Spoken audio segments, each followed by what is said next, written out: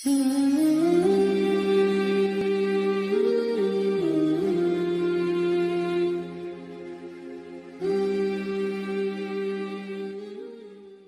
ہے کہ کیا راستے میں چلتے پھرتے قرآن کی تلاوت کر سکتے ہیں اور اس کے لیے وضو کا ہونا ضروری ہے یا بغیر وضو کے پڑھ سکتے ہیں؟ جی، راستے میں یا دوران سفر قرآن کریم کی تلاوت کرنا یہ تو بہت ہی فضیلت کی بات ہے۔ اللہ تعالیٰ فرماتا ہے الذین یذکرون اللہ قیاما وقعودا وعلی جنوبہم ویتفکرون فی خلق السماوات والارض، یہ اللہ کو جو لوگ اللہ کو یاد کرتے ہیں کھڑے ہو کر کے، بیٹھ کر کے اور پہلوؤں کے بل لیٹ کر کے، آسمان اور زمین میں غور و فکر کرتے ہیں، تو وہ یہ کہہ اٹھتے ہیں ربنا ما خلقت ھذا باطلا، کہ ہمارے رب تو نے اس دنیا میں کوئی چیز بیکار نہیں بنائی ہے۔ اور اللہ تعالیٰ یہی فرماتا ہے کہ اللہ کو ہر دم یاد رکھو۔ ذکر سے مراد یہی ہے کہ اس کا استحضار ہمارے ذہن و دماغ میں رہے۔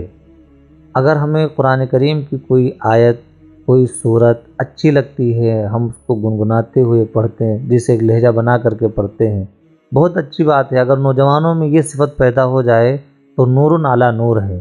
آج کل کے نوجوان جو بچے ہیں، جو ینگ جنریشن ہے، وہ تو گانا گاتے ہوئے جاتے ہیں، کان میں لگائے رکھتے ہیں ادھر لاؤڈ اسپیکر سے، یعنی کان میں جو آواز آتی ہے زبان سے وہی ادا کرتے ہوئے چلتے ہیں۔